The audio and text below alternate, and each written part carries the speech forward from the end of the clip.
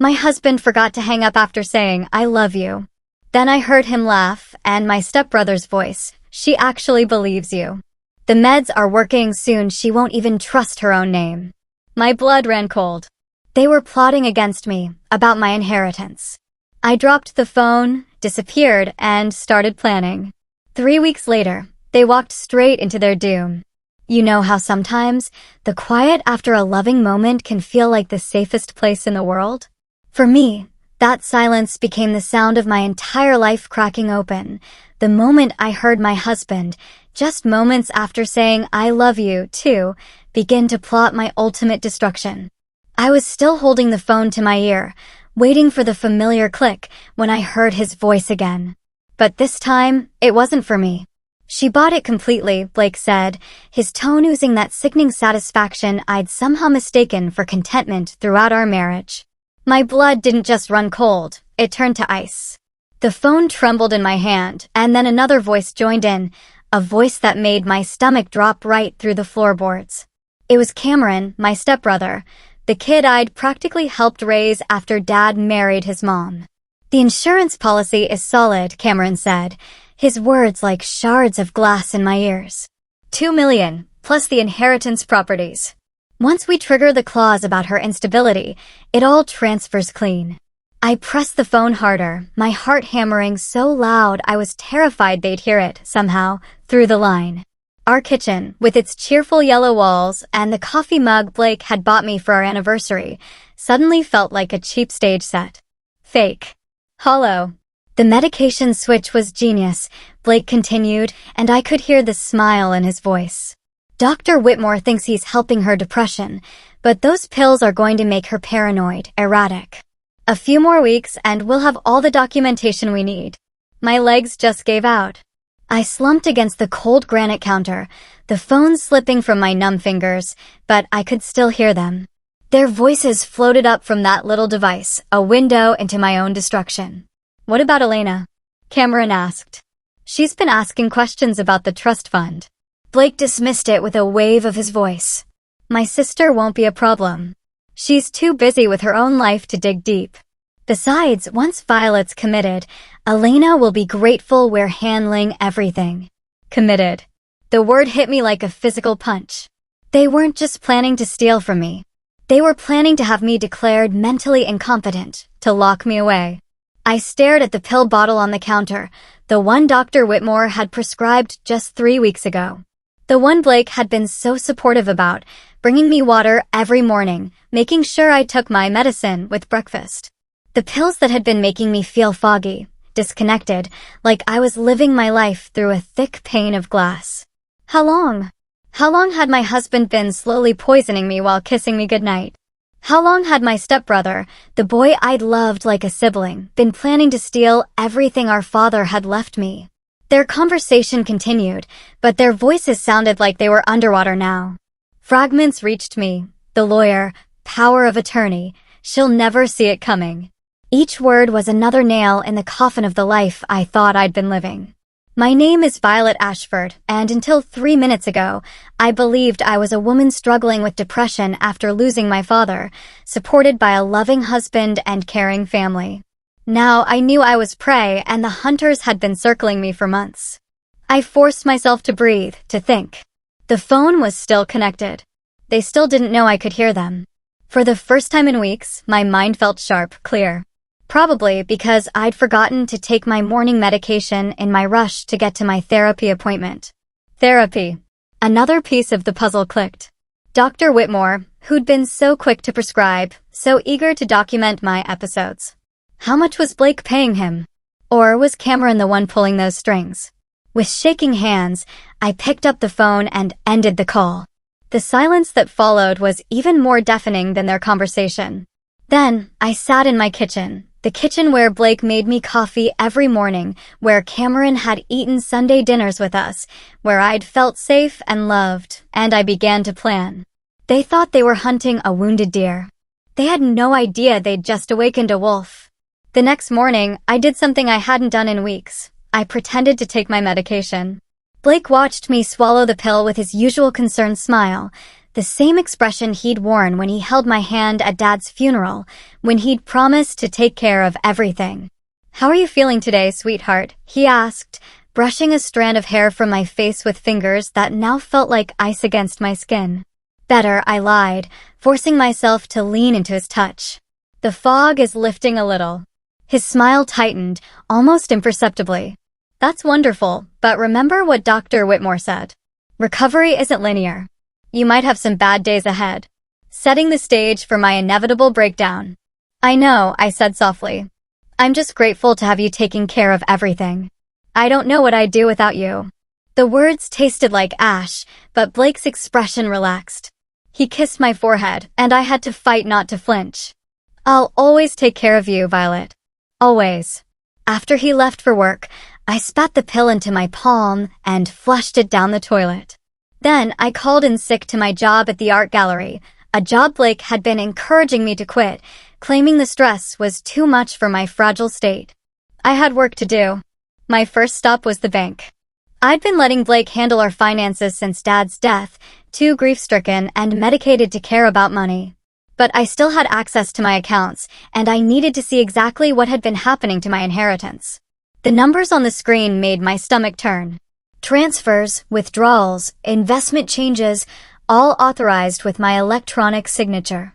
Except I'd never authorized any of them. Blake had been systematically moving my money, small amounts at first, then larger chunks as my depression worsened and I became less involved. Mrs. Benjamin, the bank manager, appeared at my shoulder. "Mrs. Ashford, is everything all right? You look pale." I turned to her, this woman who'd known my family for years, who'd helped Dad set up my trust fund when I turned 25. "Mrs. Benjamin, I need to ask you something, and I need you to be completely honest." She nodded, concern creasing her features. "Has my husband been in here recently making changes to my accounts?" Her expression shifted, became guarded. "Mrs. Ashford, perhaps we should discuss this in my office." The private office felt like a confessional. She sat across from me, hands folded on the desk, and I could see the conflict in her eyes. "Your husband has power of attorney," she said carefully. "The paperwork was filed 6 weeks ago, after you started having difficulties." "What difficulties?" My blood ran cold. "The incident here at the bank." "You don't remember." "What incident?" Mrs. Benjamin's face crumpled with sympathy. "Oh, honey. You came in very upset, crying about people following you, insisting that someone was trying to steal your money. You seemed very confused. Your husband came to collect you, and the next week he brought in the power of attorney documents, signed by you and witnessed by Dr. Whitmore." The room spun. I gripped the arms of my chair, fighting off a wave of nausea. They drugged me, brought me here in a compromised state, then used my breakdown as justification for taking control of my finances. "Mrs. Benjamin," I said, my voice barely above a whisper, "I need you to freeze all my accounts right now." "I can't do that without what?" "Without my husband's permission." I leaned forward, letting her see the desperation in my eyes. That power of attorney was obtained under false pretenses. I was under the influence of drugs. She stared at me for a long moment, weighing my words against what she'd witnessed weeks ago. Finally, she reached for her phone. "I'm calling Dr. Whitmore," she said. "If you're having another episode, no." I stood up so quickly my chair rolled backward. "Don't call him, please. He's part of this." But she was already dialing. I watched helplessly as she spoke in low tones, describing my paranoid delusions and erratic behavior. When she hung up, her expression had hardened. "Dr. Whitmore is on his way," she said. "And I've called your husband. They're both very concerned about you." I was trapped. If I stayed, they'd have me committed within hours. If I ran, it would only confirm their narrative that I was unstable. But I couldn't let them win. Not when I was so close to understanding the full scope of their betrayal. "I need to use the restroom," I said. Mrs. Benjamin hesitated, then nodded. "Of course, but Violet, please don't do anything rash. Your family loves you. They just want to help." I smiled at her, the same trusting smile I'd been giving Blake for months. "I know. I'll be right back." The bank's restroom had a window that opened onto the alley behind the building. It was a tight squeeze, and I ruined my favorite dress climbing through, but I made it out just as I heard Blake's voice in the lobby. That concerned husband tone he'd perfected. I had maybe an hour before they realized I was gone and started looking for me. I needed help, and I needed it from someone they wouldn't expect. I needed Elena. My sister-in-law lived 20 minutes away in a neighborhood that screamed suburban perfection. Elena had always been the practical one, the skeptic who asked hard questions and didn't accept easy answers. If anyone would believe me, it would be her. But when she opened her front door and saw me standing there, disheveled and wild-eyed, her expression immediately shifted to concern. "Violet, what happened?" "Blake called. He said you'd had an episode at the bank." "He called you already?" My heart sank. Of course he had. They were covering all their bases. "Come inside," Elena said, ushering me into her pristine living room. "You look terrible. When's the last time you ate something?" I couldn't remember. The medication had been suppressing my appetite for weeks. "Elena, I need you to listen to me. Really listen. Blake and Cameron are trying to have me committed so they can steal my inheritance." She sat down across from me, her face carefully neutral. "That's a very serious accusation." I heard them talking. Blake forgot to hang up the phone after our call yesterday, and I heard everything. They've been spiking me, Elena. The pills Dr. Whitmore prescribed? They're not antidepressants. They're making me paranoid and confused so they can claim I'm mentally incompetent. Elena was quiet for a long moment, studying my face. "You know how that sounds, right? Like the ravings of a mentally ill woman." "I know, and that's exactly what they're counting on." I leaned forward, grabbing her hands. "But you know me, Elena. You've known me for 8 years. Have I ever lied to you? Have I ever been anything but rational and level-headed?" She squeezed my hands gently. "No, but grief can change people, Violet. And depression." "I'm not depressed." The words exploded out of me, louder than I'd intended. I mean, I was sad about Dad. Of course I was. But I wasn't suicidal or delusional or any of the things Blake has been telling people. The only time I felt crazy is when I've been taking those pills. Elena's phone buzzed. She glanced at it, and I saw Blake's name on the screen. "Don't answer it." I pleaded. "Please, just give me 5 minutes to prove what I'm saying." She hesitated, then declined the call. 5 minutes. I pulled out my phone and showed her the banking app, the transfers and withdrawals that had been happening without my knowledge. Then I showed her the pill bottle, explaining how Blake had been so insistent about my medication schedule. "This could all be explained," Elena said, but her voice was less certain now. "Maybe Blake was just trying to help manage your finances while you were grieving, and the medication, then explain this." I played the recording I'd made of yesterday's phone call. I'd been smart enough to start recording the moment I realized Blake hadn't hung up. Elena's face went white as she listened to her brother's voice discussing my instability and the insurance money. When Cameron's voice joined in, talking about triggering clauses and transferring assets, she looked like she might be sick. "Oh my God," she whispered. "Oh my God, Violet, I'm so sorry." I had no idea. "You believe me?" How could I not? That's Blake's voice, clear as day. She stood up, pacing to the window. "But this is criminal. We need to call the police." "With what proof? A recording that could be dismissed as fake? My word against a respected doctor and my grieving husband." I shook my head. "They've been planning this for months, Elena. They have documentation, witnesses, medical records. By the time the police sort through it all, I'll be locked up in a psychiatric facility, and they'll have cleaned out every account." Elena's phone buzzed again. This time it was Cameron. "He's calling you now," I observed. "They're coordinating their search." She declined the call, but I could see the wheels turning in her mind. "What do you want to do?" "I want to destroy them. But I need help. And I need someone they trust to help me do it." Elena looked at me for a long moment, then nodded slowly. "What do you need?" The plan we hatched was simple in concept, but complex in execution.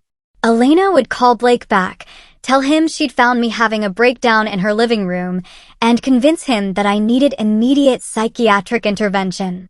She'd suggest bringing me to Dr. Whitmore's office, where Blake could sign the commitment papers. Meanwhile, I would be gathering evidence. "This is incredibly dangerous," Elena warned as she helped me climb into the back of her SUV. "If they catch you, they won't," I said, though my heart was hammering against my ribs. "Blake thinks I'm having a psychotic break. He won't expect me to be thinking clearly enough to investigate." Elena drove me to Blake's office building and dropped me off in the parking garage. I had maybe 2 hours before the fake appointment at Dr. Whitmore's office. 2 hours to find proof of what they'd been planning. Blake's law firm occupied 3 floors of a downtown high-rise. I'd been there dozens of times for office parties and client dinners, so the security guard recognized me and waved me through without question. "Mrs. Ashford, how are you feeling? Blake mentioned you'd been under the weather." "Much better, thank you, Jerry. I just need to grab something from Blake's office." Blake's secretary was at lunch. His office door unlocked. I slipped inside and immediately went to his computer. He'd always been careless about passwords, using the same combination of our anniversary date and his mother's maiden name for everything. What I found in his files made my hands shake with rage. There were emails dating back 6 months, conversations with Cameron about my volatile situation. They'd been planning this since before Dad's funeral, waiting for the right moment to strike. There were communications with Dr. Whitmore about medication protocols, discussions of dosages and side effects. There were forged documents with my signature, insurance forms I'd never seen, and a detailed timeline for my mental deterioration. But the worst part was the folder labeled contingency plans. Inside were photographs of me taken without my knowledge, pictures of me looking disheveled and confused, clearly taken during my worst medicated days. There were witness statements from people I'd never met, claiming to have observed my erratic behavior. There was even a fake suicide note written in a font that mimicked my handwriting. They weren't just planning to steal from me. They were planning to destroy me so completely that no one would ever believe my side of the story. I copied everything to a flash drive, my hands trembling as I worked. Then I found something that made my blood run cold, a life insurance policy I'd never signed, with Blake as the sole beneficiary. The death benefit was $5 million. They weren't just planning to have me committed. They were planning to establish a pattern of mental illness and then. My phone buzzed. A text from Elena. "They're getting suspicious. Wrap up now." I pocketed the flash drive and was about to leave when I heard voices in the hallway. Blake's voice and Cameron's. They were coming back early. I looked around frantically for somewhere to hide, but Blake's office was too open, too exposed. The voices were getting closer.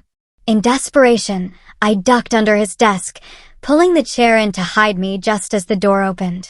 "Told you we should have moved faster," Cameron was saying. "She's getting too suspicious." That stunt at the bank could have ruined everything. "Relax," Blake replied, and I heard him settle into his chair directly above me. My heart was pounding so loud, I was sure he could hear it. "Elena has her now. She's probably sedated and on her way to Whitmore's facility as we speak." "What if she has proof?" Blake laughed, a sound that chilled me to the bone. "Proof of what? The paranoid delusions of a mentally unstable woman? Even if she did have proof, who's going to believe her? We have medical documentation going back months. We have witnesses. We have her own family supporting our version of events." I pressed my hand over my mouth to keep from making a sound. The flash drive in my pocket felt like it was burning through the fabric. "Besides," Blake continued, "once she's committed, it won't matter what she thinks she heard. Whitmore will have her so medicated she won't remember her own name, let alone some conspiracy theory about her loving husband." "And the final phase?" Cameron asked. 6 months, maybe less, if we can accelerate her decline. A tragic accident in the psychiatric facility, brought on by the overwhelming guilt of her paranoid accusations against the people who loved her most. Very sad, very believable. I bit down on my knuckles so hard I tasted blood. They were planning to take my life and make it look like I ended my own life. The life insurance policy would pay out. The inheritance would transfer to Blake as my widower, and Cameron would get his cut for helping orchestrate my destruction. "What about Elena?" Cameron asked. She seemed genuinely concerned today. "Elena's always been soft-hearted. Once Violet's gone, she'll be grateful we handled such a difficult situation. She might even thank us for ending her suffering." My phone vibrated against my leg.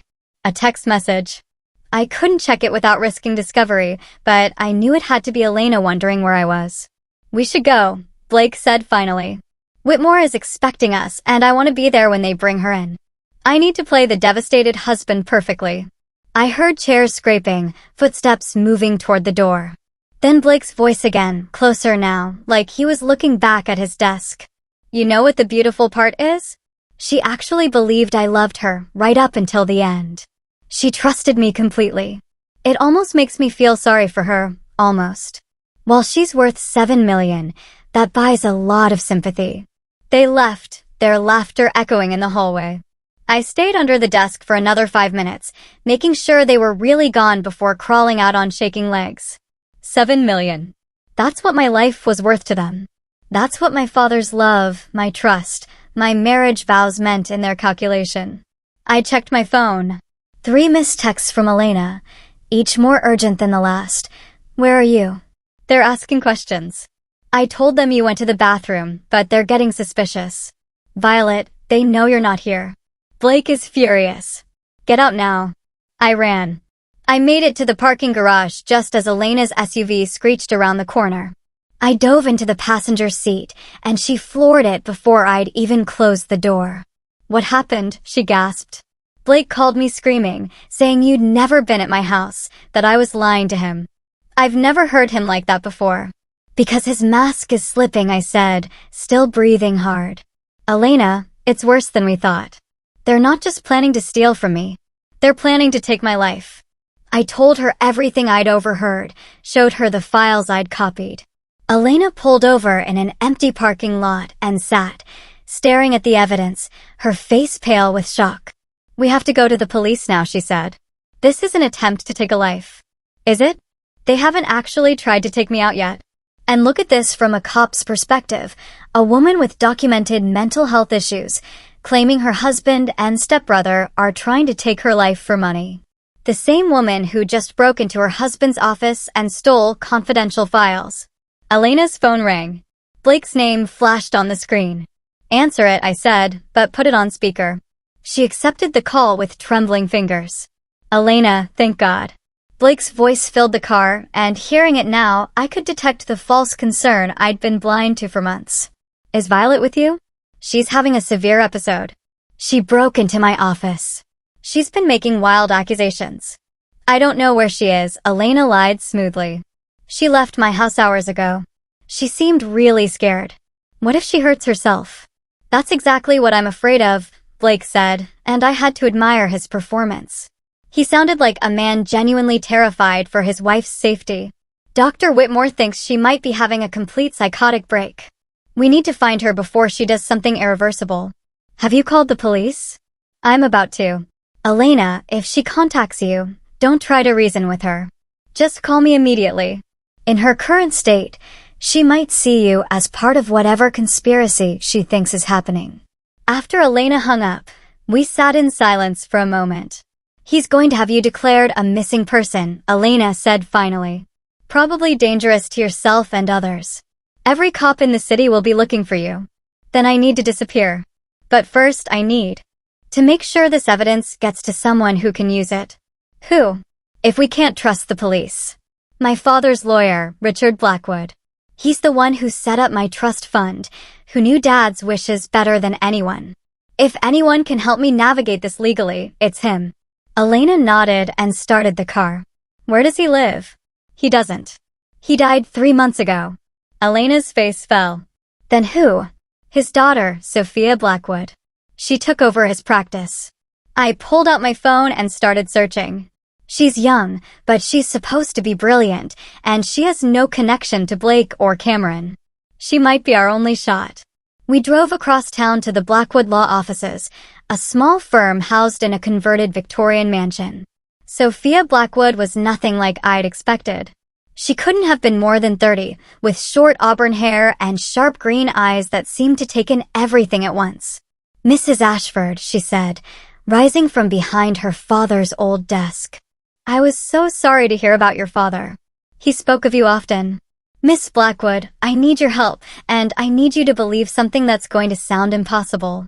I laid out everything, the overheard phone call, the medication, the financial manipulation, the evidence I'd gathered. Sophia listened without interruption, occasionally making notes, her expression growing more serious with each revelation. When I finished, she was quiet for a long moment. "This is extensive," she said finally. "And if even half of it is true, you're in immediate danger." "You believe me?" "I believe the evidence, these financial records, the forged documents, the insurance policies. This isn't the work of a delusional woman. This is a sophisticated, long-term fraud." She leaned forward. "But Mrs. Ashford, even with this evidence, prosecuting this case will be incredibly difficult. They've built a very convincing narrative about your mental state." "I don't want to prosecute them," I said quietly. "I want to destroy them." Sophia raised an eyebrow. "I'm not sure I understand." "They've spent months systematically destroying my credibility, my relationships, my sense of reality. They've stolen my money and planned my end. Sending them to prison isn't enough. I want them to feel what I felt. I want them to lose everything the way they planned for me to lose everything." Elena shifted uncomfortably beside me. "Violet, maybe we should focus on just stopping them." "No." I turned to face her, and I could see her flinch at whatever she saw in my eyes. "They made this personal when they decided my life was worth $7 million. When Blake kissed me goodnight while planning to take my life. When Cameron, my own stepbrother, helped forge my signature on my own doom warrant." I turned back to Sophia. "Can you help me or not?" Sophia was quiet for a moment, then smiled, a sharp, predatory expression that reminded me of her father. "Mrs. Ashford, I think we can do better than just destroying them. I think we can make them destroy themselves." The plan Sophia outlined was elegant in its simplicity and devastating in its scope. We would use their own conspiracy against them, turning their carefully laid plans into the instruments of their downfall. "The key," Sophia explained, "is that they believe they're in control. They think you're mentally unstable and running scared. We're going to let them keep thinking that while we systematically dismantle their lives." Phase 1 was already in motion. While Blake and Cameron searched for me, Sophia was filing emergency injunctions to freeze all my accounts and assets, using the evidence of fraud I'd gathered. She was also preparing criminal complaints and civil suits that would tie them up in legal battles for years. But that was just the beginning. "Your stepbrother Cameron works in real estate development, correct?" Sophia asked. "Yes. He's got several major projects in the works. Projects that depend on investors who value integrity and trust. How do you think those investors would react if they discovered he was involved in elder fraud and attempted murder?" Elena looked uncomfortable. "Isn't that? I mean, are we talking about destroying innocent people's investments?" "Cameron's projects are built on lies and stolen money," I said flatly. "Any investors who lose money because of his crimes are victims, not casualties of our revenge." Sophia nodded approvingly. "Exactly.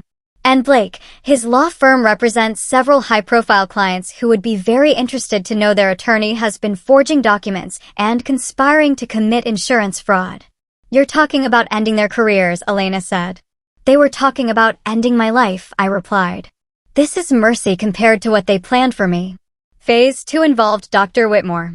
Sophia had contacts at the medical board who would be very interested in reviewing his patient files, especially the suspicious patterns of medication and the financial relationships with certain patients' families. But the most important part, Sophia said, is that we need them to incriminate themselves further. Right now, we have evidence of fraud and conspiracy, but we need them to take actions that clearly demonstrate intent to harm you. How do we do that? We give them what they want. We let them think they've won. The plan required me to disappear completely for 72 hours, while Sophia set the legal machinery in motion. Elena took me to her family's cabin in the mountains, a place Blake had never been and Cameron didn't know existed.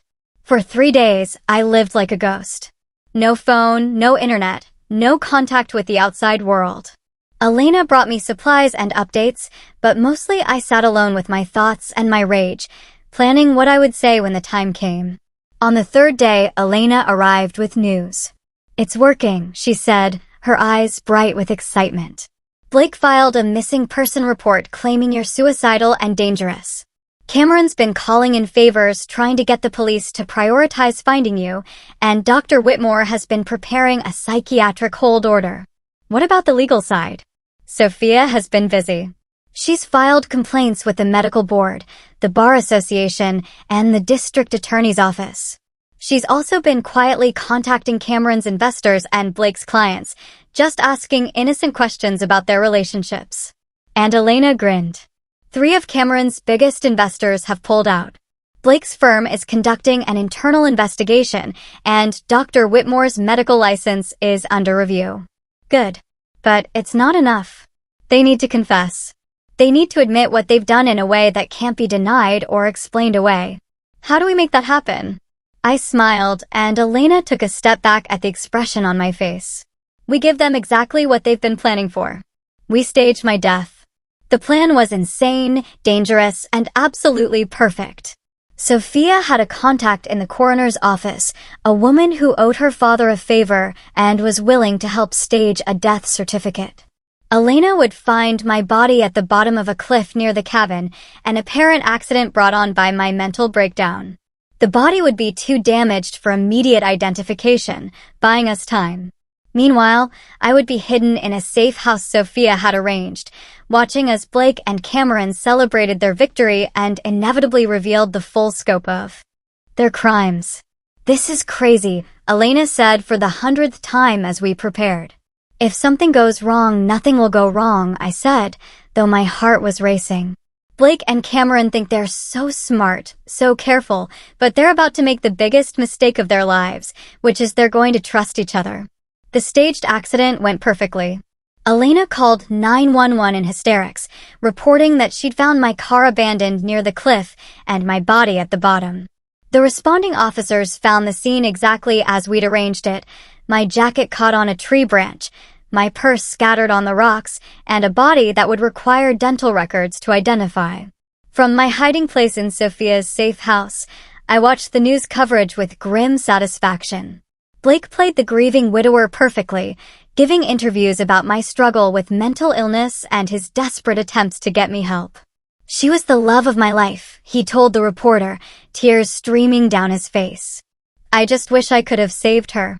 Cameron was more subdued, but equally convincing, talking about how the family had tried to support me through my difficult time after Dad's death. But I knew the real conversation would happen when they thought no one was watching. Sophia had arranged for surveillance equipment to be placed in Blake's house and Cameron's office. We didn't have to wait long. 2 days after my death, they met at Blake's house to celebrate. I can't believe it actually worked, Cameron said, his voice carrying clearly through the hidden microphones. When she jumped, I thought for sure someone would figure out we'd driven her to it. Please, Blake scoffed. Everyone knows she was mentally unstable. The accident was inevitable. We just helped it along.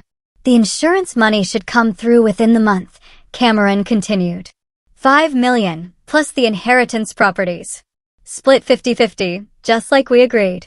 Actually, Blake said, and I could hear the smile in his voice. I've been thinking about our arrangement. There was a pause. What do you mean? Well, I did most of the work. The medication, the psychological manipulation, dealing with her day after day. You just helped with the financial side. We agreed on 50-50, Blake. We agreed on a lot of things. But Violet's dead now, and dead women don't have stepbrothers. As far as the law is concerned, I'm her only heir. I leaned forward, hardly believing what I was hearing. They were already turning on each other, just as I'd hoped. You bastard, son, Cameron snarled. This was my idea. I'm the one who figured out how to access her trust fund. I'm the one who found Dr. Whitmore. And I'm the one who married her. I'm the one who spent 2 years pretending to love a woman I couldn't stand. Do you have any idea how exhausting it was? Pretending to care about her feelings, her stupid art gallery job, her pathetic attempts at cooking. The words hit me like physical blows. Even though I'd known they were coming, hearing Blake describe our marriage as an elaborate con game, hearing the contempt in his voice when he talked about the life we built together, it was almost more than I could bear. But I forced myself to keep listening. I earned every penny of that money, Blake continued. And if you think you're going to waltz in and take half of it, you're more delusional than Violet was. I'll expose everything, Cameron threatened. I'll tell the police about the medication, about Dr. Whitmore, about all of it. Blake laughed. With what proof? You think I kept records of our conspiracy on my computer? I've already destroyed it. My heart sank. If Blake had destroyed the evidence, then everything I'd copied might be worthless. Besides, Blake continued, who's going to believe you? You're just the grieving stepbrother trying to cash in on your sister's death. I am the devastated widower. Guess which story the jury will find more compelling? You bastard, Cameron said, and I could hear the rage building in his voice. You think you can just cut me out after everything I've done? I think I can do whatever I want. Violet's dead. The money's mine, and you can't prove otherwise. There was a sound of scuffling. Then Cameron's voice, strained and angry. Get your hands off me. Get out of my house, Blake said coldly. And if you ever threaten me again, I'll make sure the police know exactly who gave me the idea to spike my poor mentally ill wife. This isn't over. Cameron spat. Yes, it is. Violet's dead, and so is our partnership. Don't contact me again. I heard a door slam, then silence. Through the surveillance feed, I watched Blake pour himself a drink and toast the empty room. To Violet, he said with a cruel smile, "Thanks for the 7 million, sweetheart." I turned off the recording and sat back, my hands shaking with rage. Sophia, who had been listening beside me, was already on her phone. Did you get all that? She asked whoever was on the other end. Perfect. Yes, we'll need copies for the DA's office. She hung up and turned to me. We have them. Full confessions, admissions of conspiracy, and Blake just threatened Cameron with blackmail. This is more than enough to put them both away for decades. Good, I said. But my voice sounded hollow, even to my own ears. When do we move? Tomorrow morning. The police will arrest them simultaneously, and will release your miraculous survival story to the press. You'll be the woman who faked her own death to expose her husband's evil plot. I should have felt triumphant. I should have felt vindicated. Instead, I just felt empty. Violet. Elena's voice came from behind me. She'd been staying at the safe house. Are you okay? I heard my husband describe our entire marriage as a lie, I said quietly. I heard him laugh about my death. I heard him toast my memory while planning to spend the money he got from me. I looked up at her. How am I supposed to be okay? Elena sat down beside me and took my hand. You're supposed to be alive. Everything else, we can work on. The arrests happened at dawn. I watched from Sophia's office as news vans surrounded Blake's house and Cameron's apartment building. The footage of them being led away in handcuffs should have been satisfying, but all I felt was a strange numbness. Mrs. Ashford, Sophia's assistant, knocked on the door. The press conference is in an hour. Are you ready? I looked at myself in the mirror. I'd lost weight during my weeks of being spiked, and the stress of the past few days had left dark circles under my eyes. I looked like a woman who'd been through hell, which I suppose I had. As ready as I'll ever be. The press conference was a circus. Reporters shouted questions about how I'd survived, why I'd faked my death, what I'd discovered about my husband's plot. I answered them mechanically, sticking to the script Sophia and I had prepared. But when one reporter asked how I felt about my husband's betrayal, I found myself going off script. You want to know how it feels? I said, looking directly into the camera. It feels like discovering that the person you trusted most in the world has been quietly destroying you bit by bit for months. It feels like learning that every "I love you" was a lie. Every kiss was a performance. Every moment of intimacy was just him calculating how much money my death would be worth. The room fell silent. It feels like dying while you're still alive, I continued. Blake didn't just plan to kill my body. He killed my ability to trust, my faith in love. My belief that the people closest to me actually cared whether I lived or died. At least if he just shot me, I would have died believing our marriage was real. I stood up, ignoring Sophia's attempts to get me to sit back down. But here's what Blake and Cameron didn't count on, I said, my voice growing stronger. They didn't count on me being smart enough to figure out their game. They didn't count on me having people who actually cared about me, like my sister-in-law, Elena, and my lawyer, Sophia. And they definitely didn't count on me being angry enough to fight back. I leaned toward the microphones. To anyone else out there who might be going through something similar, if someone is trying to convince you that you're crazy, if someone is pushing medication you don't need, if someone is isolating you from your support system, trust your instincts. You're not paranoid, you're not delusional, and you are not alone. I walked out of the press conference to thunderous applause, but I barely heard it. All I could think about was going home, except I didn't have a home anymore.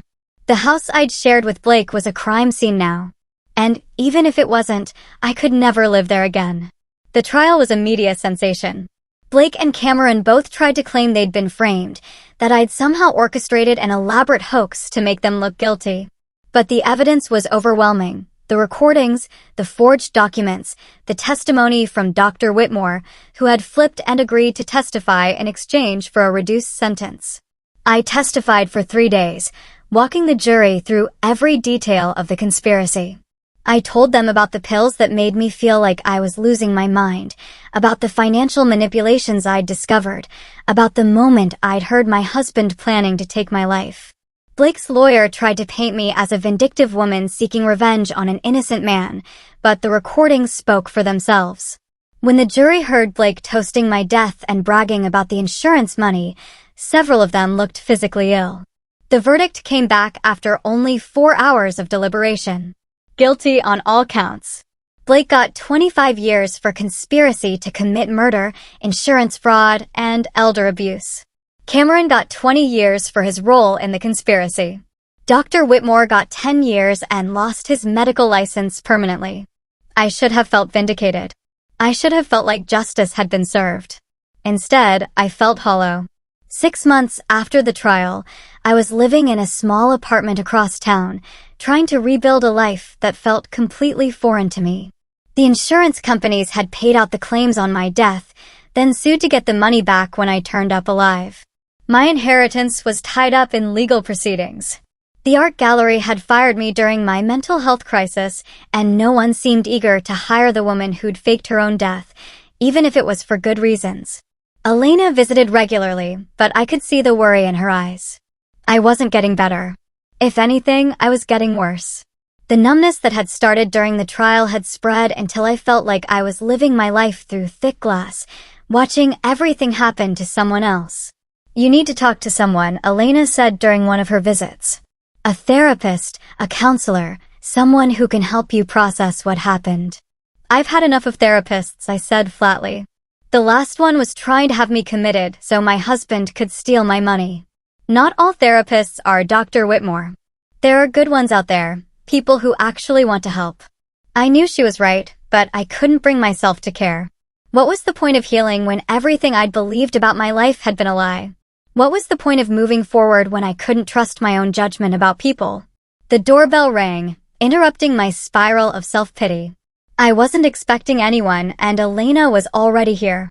I looked through the peephole and saw a woman I didn't recognize, middle-aged, professionally dressed, with kind eyes and a patient expression. Mrs. Ashford, my name is Dr. Camilla Asher.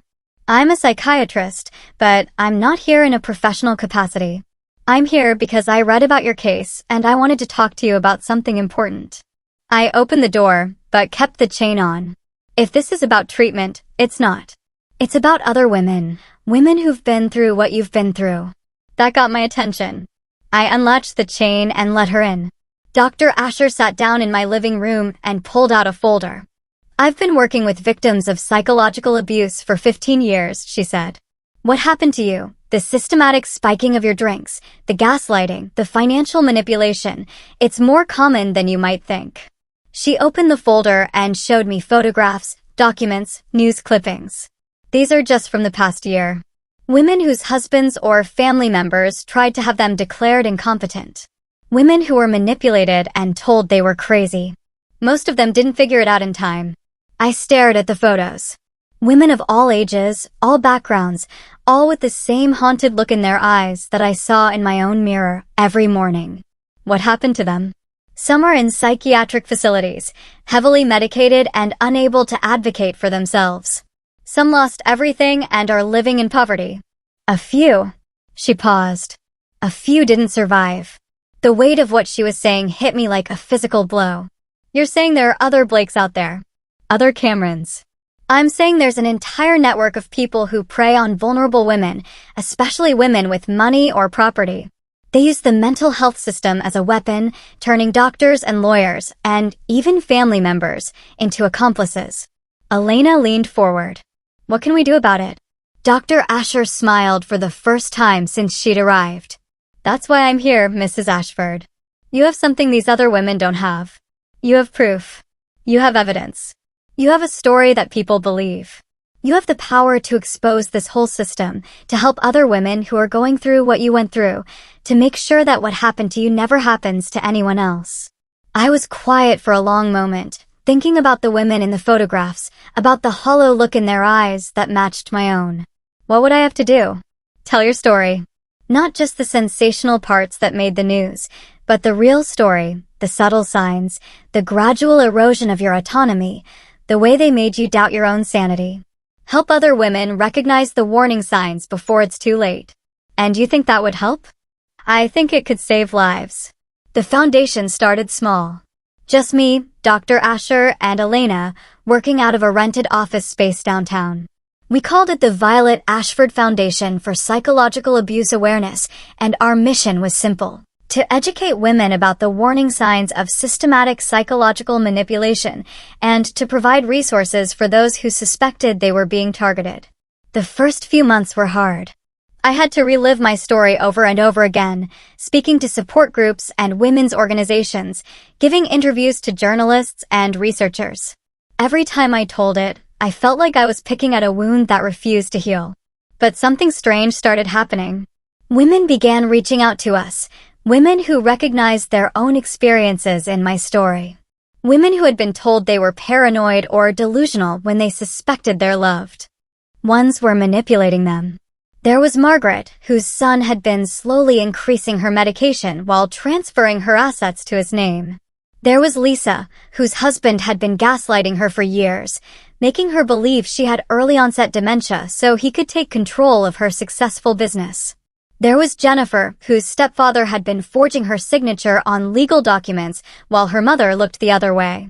Each story was different, but the pattern was always the same: isolation, medication, gaslighting, and financial manipulation. And in every case, the victim had been told by well-meaning friends and family that they were imagining things, that their loved ones would never hurt them. The hardest part, Margaret told me during one of our support group meetings, wasn't the money. It was realizing that my own son saw me as nothing more than a bank account with legs. I knew exactly what she meant.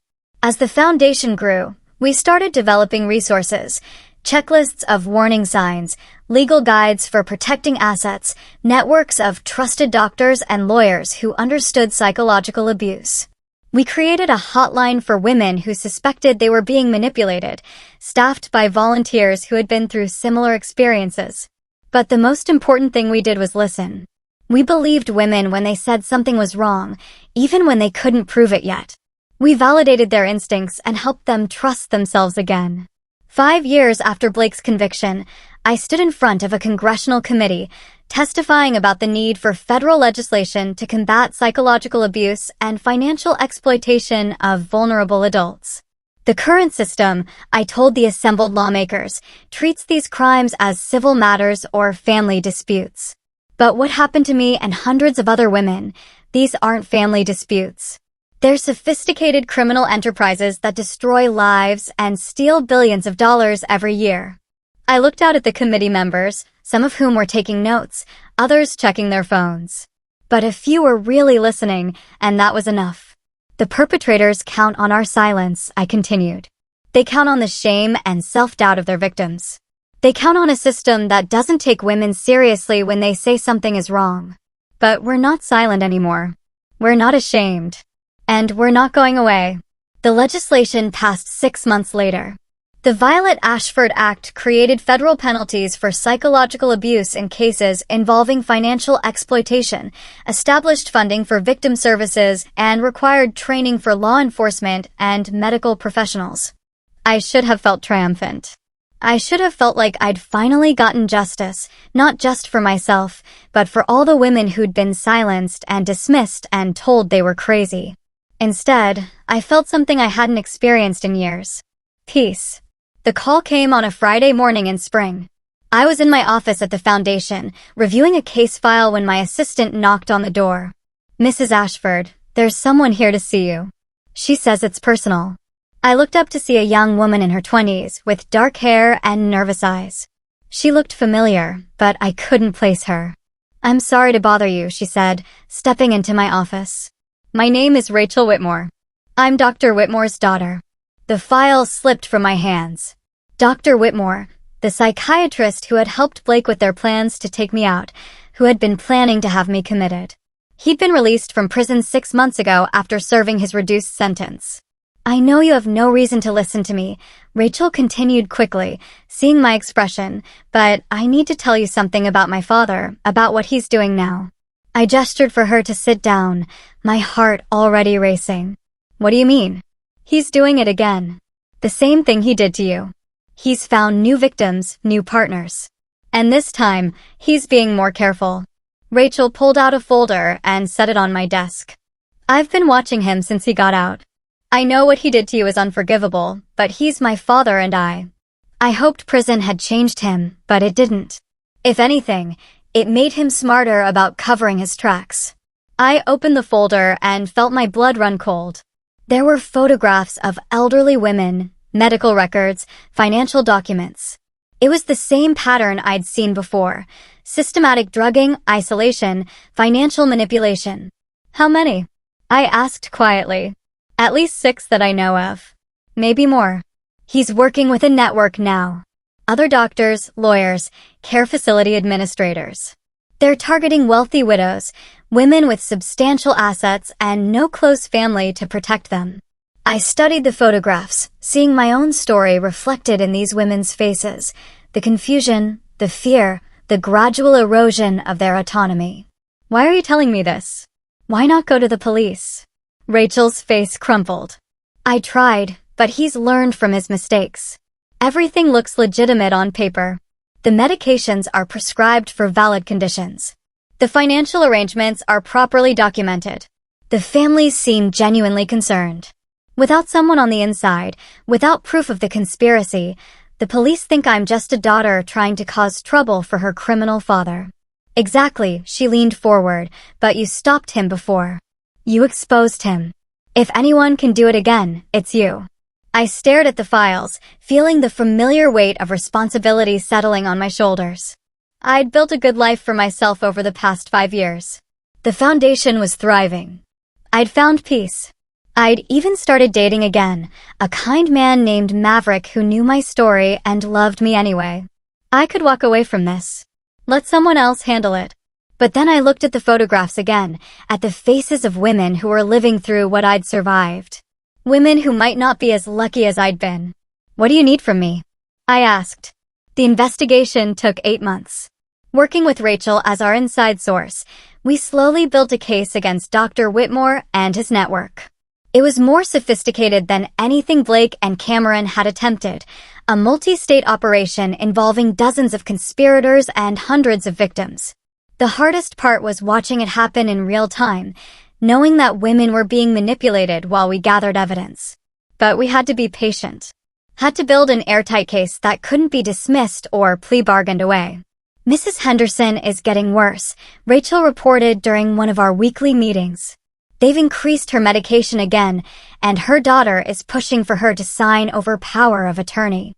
Mrs. Henderson was one of the victims we'd been monitoring, a 75-year-old widow with a substantial estate and a daughter who'd suddenly become very interested in her mother's finances after meeting Dr. Whitmore.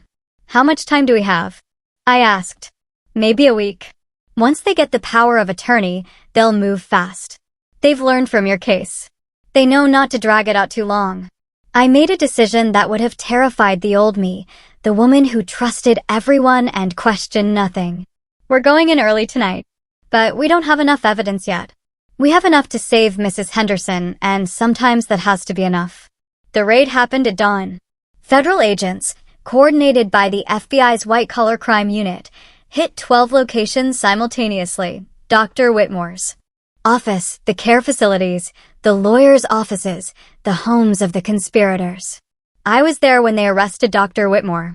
He looked older, more frail than I remembered, but his eyes still held the same cold calculation that had chilled me years ago. "Mrs. Ashford," he said as they led him away in handcuffs. "I should have known you'd be behind this." "You should have stayed in prison," I replied. "Or, better yet, you should have found a different line of work." He smiled, an expression that made my skin crawl. "You think you've won something here? You think this changes anything? There are dozens of operations like this one, hundreds of doctors and lawyers who know how profitable vulnerable women can be. You can't stop them all." "Maybe not," I said, "but I can stop you." And that's enough for today. The trial was even bigger than Blake and Cameron's had been. The media dubbed it the Whitmore conspiracy, and it exposed a network of corruption that reached into some of the most respected institutions in the country. Dr. Whitmore got life in prison. This time, his co-conspirators received sentences ranging from 10 to 30 years. The care facilities were shut down. The lawyers were disbarred, and the victims, those who were still alive, began the long process of reclaiming their lives and their assets. But the most important outcome wasn't the convictions or the sentences. It was the conversation that followed. Suddenly, everyone was talking about psychological abuse, about the vulnerability of elderly women, about the systems that failed to protect them. Medical schools began requiring courses on recognizing abuse. Law enforcement agencies developed new protocols for investigating these crimes. And most importantly, women began speaking up. The Foundation's hotline was flooded with calls from women who'd recognized the warning signs in their own lives, who trusted their instincts instead of dismissing them as paranoia. We prevented dozens of cases from reaching the point mine had, helping women escape before they lost everything. "You've changed the world," Maverick told me one evening as we sat on the porch of the house we'd bought together, a small place with a garden where I could grow the flowers I'd always loved, but never had time for during my marriage to Blake. "I've changed a small part of it," I corrected. "There's still so much work to do. There always will be. But that doesn't diminish what you've accomplished." I leaned against him, feeling the solid warmth of his presence. Maverick was nothing like Blake. He was honest where Blake had been deceptive, supportive where Blake had been manipulative, genuine where Blake had been calculating. It had taken me years to trust again, to believe that someone could love me without wanting to destroy me. "Do you ever regret it?" he asked, fighting back instead of just walking away. I thought about it for a moment, watching the sunset paint the sky in shades of gold and pink. "No," I said finally. "Blake and Cameron took 2 years of my life. But they gave me something, too. They gave me purpose. They showed me that I was stronger than I ever knew." "And Dr. Whitmore?" "Dr. Whitmore reminded me that the fight isn't over. That there are always going to be predators looking for vulnerable prey, but there are also going to be people willing to stand up to them." 10 years after that phone call that changed everything, I stood in front of another congressional committee, this time testifying about the success of the Violet Ashford Act and the need for expanded protections. When I first told my story, I said, looking out at the assembled lawmakers, I was just one woman trying to expose the men who tried to destroy her. I never imagined it would become a movement. The statistics were staggering. In the decade since the act had passed, prosecutions for psychological abuse had increased by 400%. The Foundation had helped over 10,000 women escape abusive situations. The hotline had fielded more than 50,000 calls. But the numbers that mattered most to me were smaller, more personal. 6 women who'd called our hotline had avoided being drugged by suspicious family members. 12 elderly women had been rescued from fraudulent care facilities. 37 women had successfully fought off attempts to have them declared incompetent. Each one was a victory. Each one was a life saved. The predators are still out there, I continued. They're adapting, finding new ways to exploit vulnerable women. But we're adapting too. We're listening when women say something is wrong. We're believing them when they report abuse. And we're fighting back. I paused, thinking about all the women who'd shared their stories with me over the years. All the survivors who'd found the courage to speak up. 10 years ago, I was a woman who trusted everyone and questioned nothing. I believed that the people who claimed to love me would never hurt me. I was wrong about that, and it almost cost me everything.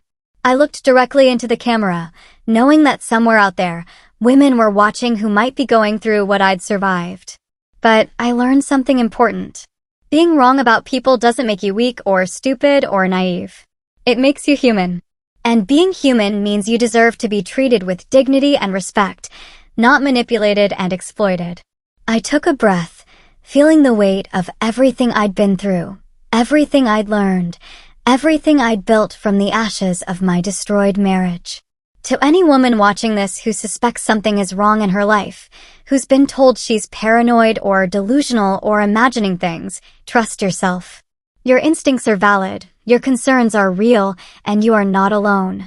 I smiled, thinking about the foundation, about the network of survivors and advocates we'd built, about the women who were finding their voices and their strength.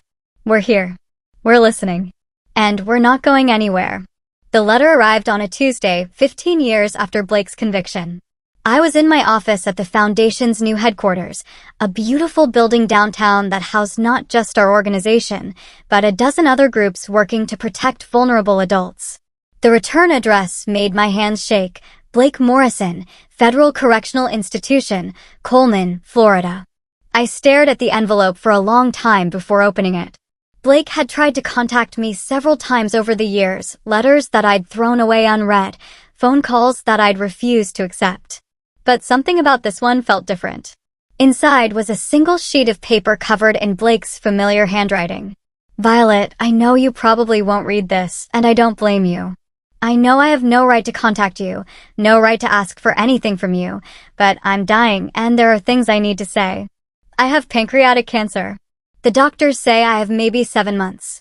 I've spent the last 15 years in prison thinking about what I did to you, and I need you to know that I understand now how wrong I was. I can't undo what I did. I can't give you back the trust one destroyed or the years I stole from you. I can't bring back the woman you were before I broke you. But I can tell you the truth, finally and completely. I never loved you. I married you for your money, and I stayed with you for your money, and I planned to kill you for your money. Every kiss was a lie. Every I love you was a performance. Every moment of our marriage was me calculating how much you were worth to me. But here's what I didn't understand then. You were worth so much more than money. You were kind and trusting and generous, and instead of treasuring those qualities, I exploited them. You deserved a husband who would protect you, not one who would destroy you. I've watched the news over the years. I've seen what you've built, the women you've helped, the lives you've saved. You took the worst thing that ever happened to you and turned it into something beautiful.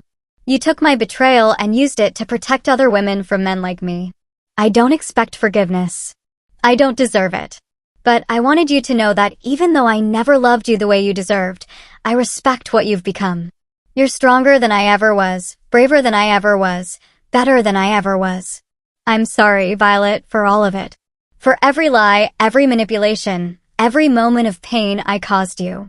I'm sorry I wasn't the man you thought you married. I'm sorry I wasn't the man you deserved. I hope you're happy. I hope you found someone who loves you the way you should be loved. I hope you found peace, Blake. I read the letter 2 times, then set it down on my desk and stared out the window at the city below. Somewhere out there, women were living their lives, trusting their partners, believing in love. Some of them would be betrayed as I had been. But more of them would be protected because of the work we'd done, because of the conversations we'd started, because of the systems we'd changed. I thought about the woman I'd been 15 years ago, trusting, naive, vulnerable. She was gone, destroyed by Blake's betrayal, as surely as if he'd killed her. But from her ashes had risen someone stronger, someone who could protect others from the predators who saw vulnerability as opportunity. I picked up my phone and called Maverick. "How was your day?" he asked, his voice warm with the genuine affection I'd learned to recognize and trust. "Complicated," I said. "But good. How is yours?" "Better now that I'm talking to you." I smiled, feeling the familiar warmth that came from being loved by someone who saw me as more than a bank account, more than a target, more than a means to an end. "I love you," I said, and meant it completely. "I love you too," he replied. And I knew he meant it too. After we hung up, I took Blake's letter and fed it into the shredder beside my desk. Then, I opened my laptop and began working on my speech for tomorrow's conference, a gathering of advocates, survivors, and law enforcement officials from around the world, all working to protect vulnerable adults from exploitation. The title of my presentation was From Victim to Victor: How Betrayal Can Become Purpose. I had a story to tell and women to protect and a world to change. Blake was dying in prison, alone and forgotten. I was living in freedom, surrounded by love and purpose. In the end, that was justice enough.